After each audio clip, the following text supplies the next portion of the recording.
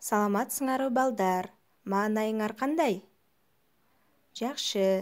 Анда эмесе силер менен бүгүн биз мекен таануу сабагын өтөбүз. Силер менен сабакты баштаардан мурун жагымдуу маанай түзүп алалы, э? Мен силерге азыр ыр окуп беремин. Ар адамга жараласың ден соолук, асыл байлык алтын болуп кен болуп, чындыгында адам кылган адамды бакыт экен, таалай экен ден соолук.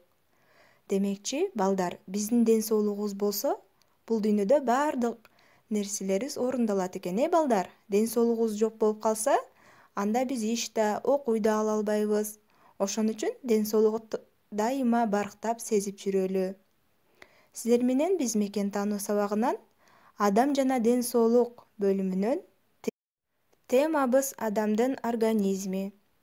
Ал эми сабагыбыздын максаты болсо, адамдын организми, анын түзүлүшү, органдардын иштеши жөнүндө таанып билесиңер. Ой жүгүртүүңөр, көңүл бурууңар, уга билүүңөр өнүгөт. Өзүңөрдүн организмиңерге көңүл буруп, туура мамиле жасоого тарбияланасыңар. Анда эмесе көңүл коюп окула. Мен силерге теманы айтып берейин, Бул сүрөттө адамдын түзүлүшү турат, Оң жактан баштап карап көрөлү. Биринчи бул мээ, жүрөк, көк боор, ашказан бези, ашказан, ичеги, бөйрөктөр, боор жана өпкө. Бул адамдын түзүлүшү болуп эсептелинет. Эми силер менен теманы алдыга карай улайлы. Адам баласы өсүмдүктөр жана жаныбарлар сыяктуу эле жандуу жаратылыштын бир бөлүгү болуп эсептелет. Ал жандуу жаратылыштын объектиси катары төрөлөт, өнүп өсөт, өзүнүн тукумун улантат жана өлөт. Адам жаныбардан акылы, эмгектенгени, сүйлөшө алгандыгы менен айырмаланат.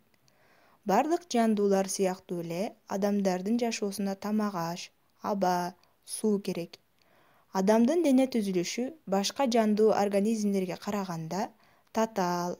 Ар бир органдын өзүнчө түзүлүшү болот. Ар биринин өз милдеттери бар. Өпкөнүн жардамы менен биз дем алабыз. Өпкө дем алуу органы. Ашказан, боор жана ичеги карын тамакты сиңимдүү затка айлантат. Бул заттар кан аркылуу бардык органдарга тарайт. Жүрөк кандын организмде айланышына жардам берет. Ал канды кан тамырлар аркылуу жүгүртүп, насостун милдетин аткарат. Бөйрөк өтө маанилүү ишти аткарат. Кан бөйрөк аркылуу өтүп, зыяндуу заттардан тазаланат.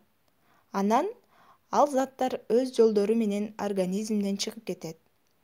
Бардык органдардын ишин мээ башкарат. Мээ бүт организмдин команда берүүчү пункту. Мээ кубаттуу компьютерге окшош.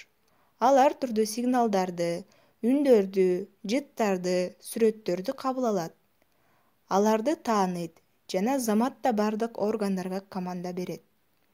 Адамдын бүткүл өмүрүндө мээ эч качан иштебей калбайт. Мээнин сигналдары нервтер аркылуу берилет. Адамдын денесинин түзүлүшүн адамдын анатомиясы деген илим изилдейт. Бардык органдардын милдеттерин адамдын физиологиясы изилдейт. Ден соолукту сактоо жана чыңдоо жөнүндөгү илим гигиена деп аталат. Ар бир адам өз организминин түзүлүшүн жана кандай иштешин билүүсү зарыл. Бул өзүнүн ден соолугун сактоо үчүн керек. Балдар, силер тема боюнча түшүндүңөрбү? Анда силерге үй тапшырма берсем. Адам жана ден соолук бөлүмүндөгү адамдын организми деген теманы окугула. Бул 160-170 бетте. Андан кийин 2 суроого жооп берип, менин жеке катыма жөнөтүп койсоңор болот. Саламатта калгыла балдар, ден соолукта аман-эсен жүргүлө.